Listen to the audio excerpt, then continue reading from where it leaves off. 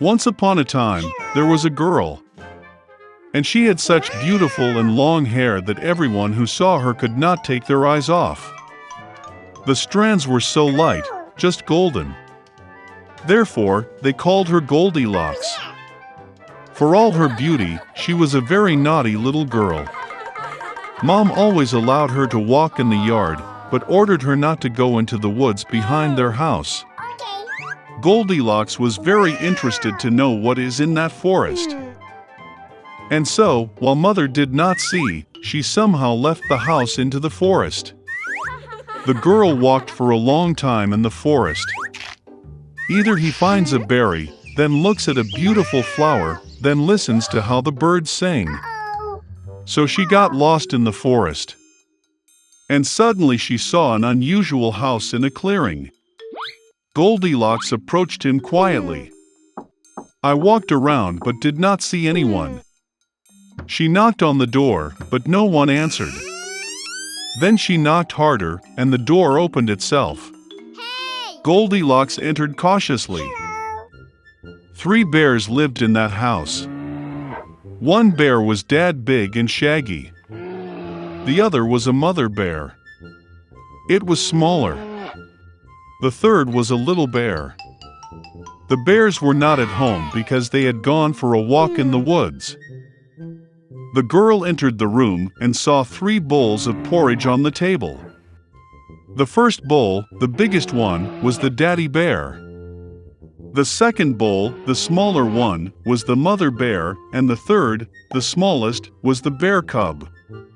Near each bowl lay a spoon, large, medium, and small. Goldilocks was so hungry that she first wanted to eat from a large bowl. She took the largest spoon, took the porridge, tasted it, but the porridge was too hot. Then she took a medium spoon, took the porridge, tasted it, but the porridge was too cold. Finally, she took a small spoon and tasted the porridge from the small bowl. This porridge was neither hot nor cold, just right. And Goldilocks ate all the porridge from the little bowl. After eating, the girl wanted to sit and saw 3 chairs near the stove, one large, another smaller, and the third, very small, with a little red pillow. First, she tried to climb into the largest chair, but could not. Then the girl tried to sit on the middle chair, but it was very hard and uncomfortable. Finally, she sat down on the smallest chair, and it was just right for her. Goldilocks liked the chair so much that she began to swing on it. The chair cracked, broke, and she fell to the floor. The girl got up and went to another room. There were 3 beds, large, medium, and small. First, Goldilocks climbed onto the first bed, but it was too high and hard. I lay down on the middle one, it was too spacious and soft. The girl lay down on the third, smallest bed. She was just right for her. Goldilocks felt so comfortable and cozy that she quickly fell asleep. The girl was fast asleep when the bear family returned home. The bears got very hungry and immediately went to the table. Seeing his bowl, Papa Bear got really angry. Someone was eating my porridge. He growled. The bear mother also looked into her bowl and growled less loudly. Someone was eating from my bowl too. And the bear cub, seeing his empty bowl, cried loudly. Someone didn't just eat from my bowl, he ate all my porridge. The bears smelled something was wrong, left the table, and began to look around. Daddy Bear noticed that someone moved his chair and growled in a terrible voice. Someone was sitting on my chair. The bear mother looked at her chair and complained. Someone was sitting on my chair and moved it from its place. And then, the bear looked at his broken chair and again cried loudly. Someone did not just sit on my chair, but broke it. All 3 bears went cautiously into the bedroom. Someone was lying on my bed and crumpled it. Papa Bear roared in a terrible voice. And someone was lying on my bed too and crumpled it, growled the mother bear. The teddy bear looked at his bed and cried again. Someone was lying on my bed. And then he saw the girl and squealed in a thin voice, and still sleeps in her. Dad and Mom bears came to the bed and saw that a little girl was sleeping there. Goldilocks woke up from the cry of a bear cub and was very frightened. There were 3 bears in front of her. She instantly jumped out of the house and ran wherever her eyes looked, without looking back. The girl ran for a long time. She was very tired, and then she saw her mother, who was looking for her missing daughter in the forest. Since then, Goldilocks always listened to her mother and did nothing without her permission. She became a very obedient, kind, and good girl.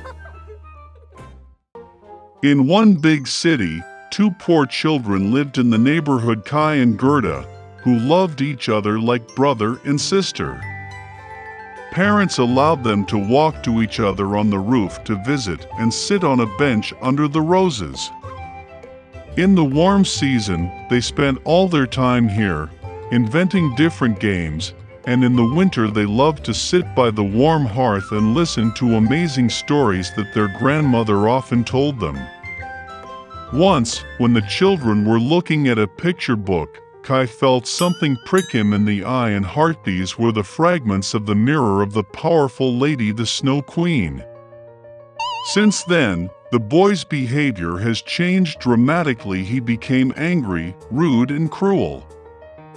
One day, Kai went tobogganing and never returned. When Gerda found out about Kai's disappearance, she cried for a long time. But she was sure that Kai was alive, so she decided to go in search of him.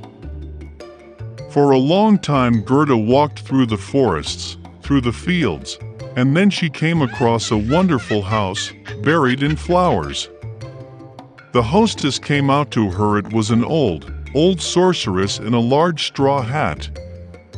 The old woman really liked Gerda, and therefore she bewitched the poor girl and left her with her forever. Gerda forgot about the purpose of her journey and spent a lot of time playing in the wonderful garden of the hospitable hostess. Once she accidentally saw a rose and remembered Kai, and immediately waking up from the magic, went on the road. On the way, Gerda met a big smart raven. He told the girl that he knew a princess who was about to get married, and her fiancé looked very much like Kai. The raven agreed to take Gerda to him. Once in the palace, Gerda managed to see the future prince. Unfortunately, it was not Kai. The princess, having heard the sad story of the girl, presented her with a golden carriage with a coachman and servants, as well as shoes, a muff, and a wonderful dress. And Gerda hit the road. In the dark forest, the sparkling carriage immediately caught the eye of the robbers, who immediately attacked it. The robber took Gerda prisoner. She took Gerda to the robber's castle to show off her menagerie, which contained forest pigeons and reindeer from Lapland. Hearing the story of her captive, the robber took pity on her and released her along with the reindeer in search of Kai. The reindeer brought the girl to the old Lapland woman, who warmed and fed the exhausted girl. She wrote a few words on a dried cod to her friend Finn, who lived near the Snow Queen's palace, asking to help the girl. She explained to Gerda that the reason for Kai's bad behavior was the fragments of the mirror that hid his heart and eyes, and he would never be the same if the ice was not melted by the power of a warm, loving heart. Gerda went to the palace of the Snow Queen alone. No one dared approach the house of the powerful mistress. She was very cold and scared. Finding herself in the castle, Gerda was surprised how cold, deserted, and dead he was. Soon she noticed Kai, who turned completely blue, almost blackened from the cold. The boy sat in a corner and tried to lay out the word eternity from the ice floes, because in this case he would have received the whole world and a pair of new skates as a gift from the Snow Queen. Gerda rushed to Kai, hugged him tightly and cried. With her hot tears, she melted the splinter stuck in the boy's heart. Having picked up, Kai also began to cry, and the second shard flowed out of his eyes along with tears. How happy they were to see each other. But there was no time for joy. They had to get out of the ice palace before the Snow Queen returned. When Kai and Gerda finally got out of the kingdom of the Snow Queen, they hurried home. On the way back, they met all the friends who helped Gerda in her search.